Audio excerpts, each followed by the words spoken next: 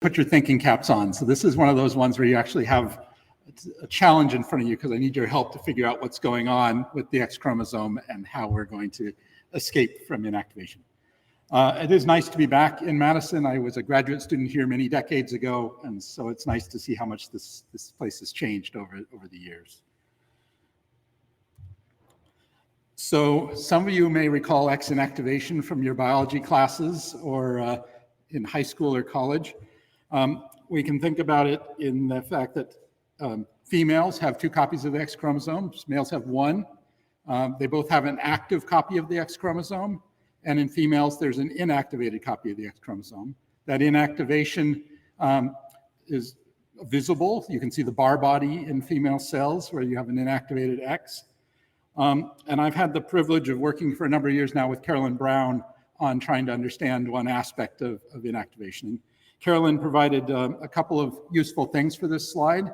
In fact, she provided useful things for many of the slides, but 2 things on this slide is that's a picture of her cats, which are tabby cats, which are females, and you can see the inactivation patterns there where the coat color of the cats is representing the X chromosome, and you can see that early in developmental stages you get inactivation that carries through to a bunch of cells in descendant fashion, and you get patches of different activation patterns. The other piece that Carolyn contributed was many years ago as a postdoc, she discovered EXIST, which is the long non-coding RNA that is the inactivator of the X chromosome. So on the inactive X chromosome, the EXIST gene turns on, it coats the chromosome with the long non-coding RNA. That brings a bunch of polycomb machinery in and it shuts down the chromosome. But not everything gets shut down. So we tend to think about it being a fully inactivated chromosome. It's there as the bar body. But in human cells, about 20% of the genes stay active. So they escape the inactivation at various levels and can produce RNA transcripts that are active. Now, when we say escape, it is lower levels of expression than you see on the active X chromosome, somewhere around 10 to 30% commonly of the levels of the active X. But nevertheless, you have these genes that are in this sort of compacted, shut down chromosome that are continuing to be active and available. And so the core question that we've been thinking about for a number of years is trying to figure out what is the mechanism by which those genes stay active on the X chromosome. A lot of the time in this presentation, I'm going to break this down into sort of 2 subsets that we're going to focus on. One are what are called escape or mostly escapes under the paradigms that are used. And there are some other genes that are escaping only in certain tissues, which we're going to ignore in the process. There's a lot more genes that are subject to inactivations that are shut down. And often in the bioinformatics analyses, what we'll do is we'll take the set of the escape and mostly escapes and draw out a matched scale number of subject genes that are matched for G, C composition and other things to try to control for bias in the work. So there have been lots of models about how genes are escaping from X inactivation. These are 3 of the mechanisms that often get brought up, and these are not exclusive of each other, so you can have different pieces going on here. One is a way station model, which basically means you emphasize inactivation, so it's sort of a pro-inactivation piece that suggests that there's ways that you're promoting the polycomb machinery to come in there and shut down the chromosome. Others are regulatory element models. I'm a transcription factor person, so everything in the world must be subject to a transcription factor in my view of the universe, which you're going to find isn't a perfect view here. And then the third component is compartmental, and there certainly is compartmental aspects to this. Some of the escape genes cluster together in TAD regions and the like, so it has a component to it, which I won't talk about much more in this presentation. So as a transcription factor person, what you tend to do is let's just go take a positive set and a negative set, throw them at some sort of enrichment method for motif analysis, and think that we're going to get everything to fall out easily. We've worked on this for a variety of ways, and as a bioinformatician, often what we're trying to do is figure out what we've done wrong when we're setting up to matched foreground versus background. And once you sort of keep going through that, you gradually come to the point where nothing seems to be enriched. So these are a bunch of things coming out of the meme suite, but you're going to notice those, if you can see the tiny values, the p-values on these things are not impressive. So it's not really explaining much in terms of the motif enrichment. So we had this bright idea that we would take a look at ChIP-seq data. So is there enriched peaks for certain factors in this data? One of the challenges when you're working on the X chromosome is that you need female cells. There's not a ton of female data out there when you're doing some of these things. Most cell line data isn't very good because cell lines tend to lose their second copy of the X chromosome because it gives them a growth advantage. So you end up having to find data sets where you actually have 2 copies of the X chromosome in order to study inactivation and escape.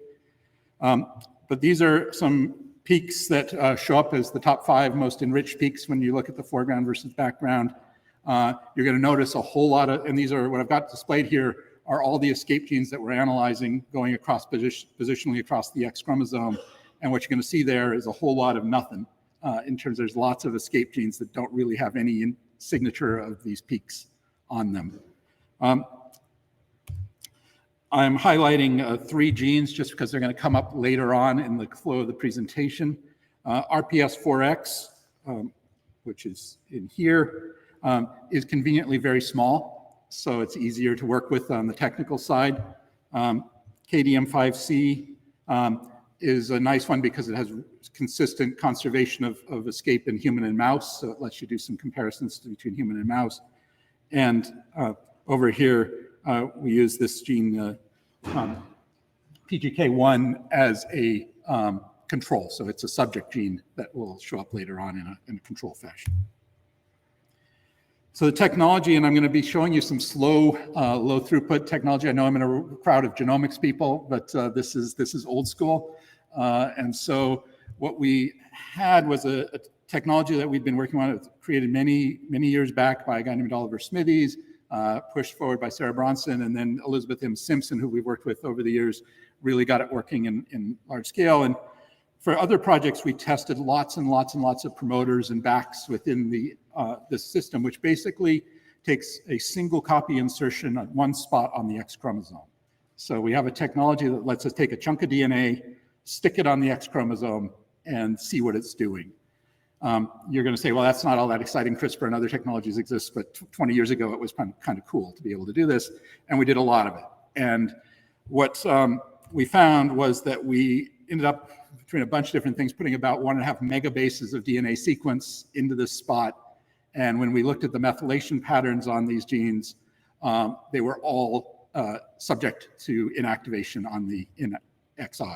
So huge amounts of stuff stuck in there that did not escape from inactivation. But conveniently, we found that when we took a BAX, which about 150,000 base pairs of sequence, which has the RPS4X gene in it, which is one of those escape genes I mentioned, stick it into that spot in the X chromosome, we recapitulate escape of the RPS4X gene at that locus. And we see the gene cited one next to it, which is a variable escape gene, and it also escapes in the context of this sequence. What you're going to see here, and you're going to see these types of things several times, is what we're showing you is in blue the level of expression in male cells. So that's the active X. And then when you see this here in yellow, you're seeing the expression off the inactive X. And there's some genetics tricks about how we're getting that to be forced to be inactive in the system. But essentially, what you can see is RPS4X and cited are both transcribing and producing RNA off the inactive X. And next to it, you see a methylation profile. And what you can see is in the RPS4X, there's no difference in methylation between the active and the inactive. And these other genes, you are seeing that the genes that are inactivated are being methylated in the process. And you're going to see that type of presentation over and over again in the next few slides as a way to confirm that this is working. So Samantha Peters took that technology, which in the original days we had to produce whole transgenic mice with. So all those other ones were with mice being produced from these sorts. And Samantha Peters generated a system where we could do it in cells in culture. but still pretty cumbersome with lots of clone picking and the work. So these are low throughput technologies. And so every experiment is a lot of effort to get these ones through. And so if you're wondering why we didn't do 20 more of these things, there are certain steps. It's because Samantha would scream and quit if we made her do that. This has a nice feature on it because we can induce the expression of exist, so we can basically force the inactivation of one of the two chromosomes in the system, so we can know exactly all the time that we're going to have the inactive X in the experiments we're doing. So we were able, using that system, to bring down the region that was conferring escape to 6 kilobases a sequence, which lets us start working with plasmids. So we start sticking plasmids into the locus, and you can see that we're starting to get smaller down. And then you're sort of going through winnowing of trying to chew this down. So we show that intron 4 is not required, so that gets rid of an extra chunk. And just in case you're wondering, on the previous one, we did throw out some other introns by bioinformatic guessing of what wasn't going to be there so we could get it on a plasmid, and it escaped. So we assumed that the stuff we dropped out wasn't necessary. Intron 4 is not required, so that drops out another portion of the sequence. And then we found that the promoter matters. So that's helpful to know that the promoter matters. And so what we did was we swapped in that PGK1 promoter, so that's the subject gene, and we swap that promoter in. We lose the escape for the most part there, so you lose escape with the subject promoter.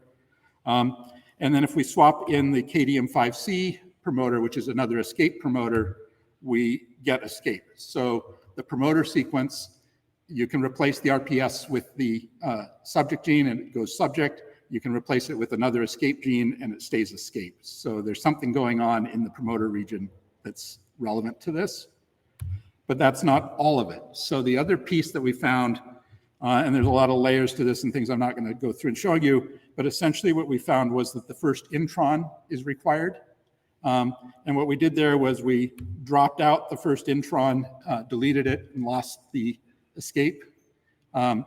We shuffled it, and we lost the escape. And then we shuffled the, shuffled the last portion of it, leaving the first 500 base pairs of that intron in place, and it did escape. So what we know now is there's something not only in the promoter region, but something in the first 500 base pairs of the intron that is required for the escape status. Not shown here, we took that intron and we stuck it upstream of the promoter, and it did not escape. So it has to be situated in that region, and it appears to have to be transcribed as part of the process, as far as we can tell. So there's both something in the promoter and something having to do with the RNA being transcribed through that intron that are important to the process. Now, we took the KDM5C gene that I mentioned that we tested the promoter. We also showed that we could put that into the locus and that the KDM5C gene would escape at the locus. We did that with both human and mouse, and we've gone through and tried to trim that down and seen some events in the intron there that I'm not going to show you, but suggest further that the intron needs to be transcribed in order to have this work. So we also saw that if we had this cell system that we use is prone to getting paired inserts, so getting 2 copies of the insert in place. And when we got 2 inserts in together, we got an elevated level of activity at the locus, which suggests that there's something regional in the aspect to the escape characteristic. And now I'm going to give you a whole bunch of nothing. So when you say that you like negative results and we should publish negative results, here comes your negative results that you're going to get to go. We looked at GC percentage in the promoter region, in the exon, in the introns of all the escape genes, and compared to the subject genes, the same. We looked at the lengths of the exons between the subject and escapes, all the same. We looked at the lengths of the introns between the subjects and escapes, all the same. So you start going through that and seeing how much there. So then we had thought was a really good idea. We thought maybe there's some transcription initiation going the opposite way. And so we looked at cage tags to see if it was doing there. And what you can see here is a beautiful match between the escape and subject genes for the ratio of forward and reverse strand RNA initiation events taking place. I'm not an RNA structure person. We started to play with some of these RNA structure prediction tools. This is the first 500 base pairs of the RPS4X gene.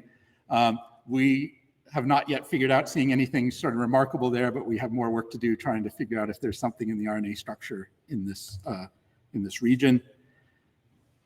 And so what I'm telling you is there's this sort of cool characteristic on the X inactivation X.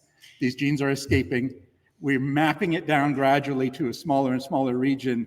And what I'm hoping is that some of you who are working on methods and data sets might think it's kind of cool and might think it's worthwhile to go take a look at your data and see if you can figure out what's going on in these escape versus promoters, because we're running towards the end of our capacity with negative results.